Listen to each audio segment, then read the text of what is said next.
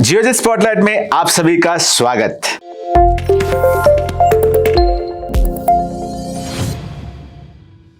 इस learning series के और एक एपिसोड में मैं प्रवास आप लोगों को निवेश के बारे में थोड़ी जानकारी देने की कोशिश करूंगा।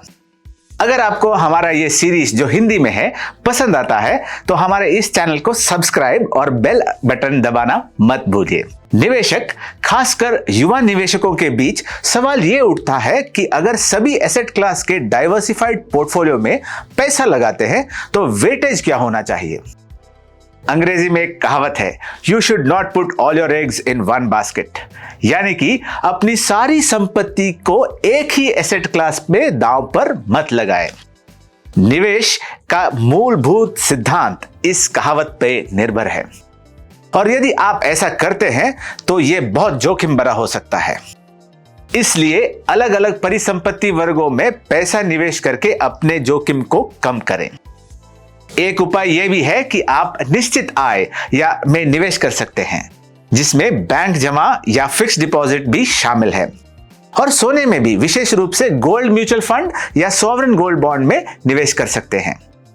यदि आपके पास पर्याप्त धन है तो रियल एस्टेट में निवेश कर सकते हैं, लेकिन आपके निवेश का एक सार्थक हिस्सा इक्विटी या हाइब्रिड म्यूचुअल फंड में जरूर रखें।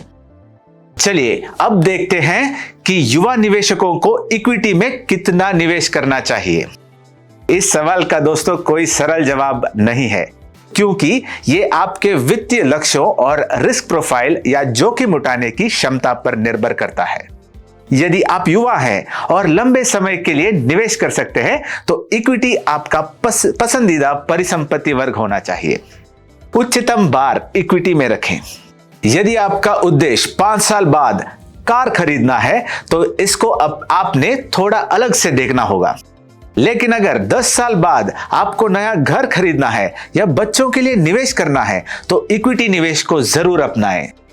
इसीलिए हम कहते हैं कि निवेश का विकल्प आपके वित्तीय लक्ष्यों द्वारा निर्धारित होता है। मूल सिद्धांत यह है कि आप यदि युवा हैं और यदि आपके पास समय सीमा है तो इक्विटी आपके पोर्टफोलियो का एक अभिन्न अंग होना चाहिए।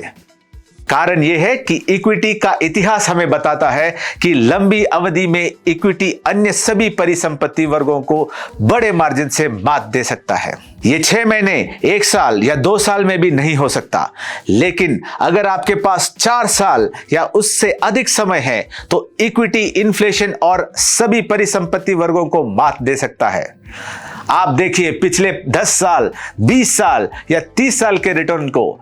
सेंसेक्स ने सोना, फिक्स्ड इनकम और बैंक डिपॉजिट के रिटर्न को बड़े अंतर से मात दिया है।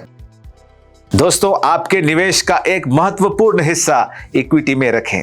धन्यवाद। अगर आपको निवेश के बारे में और कुछ खास जानकारी की जरूरत है तो कमेंट सेक्शन में हमें जरूर बताएं। मिलते हैं अगले एपिसोड में।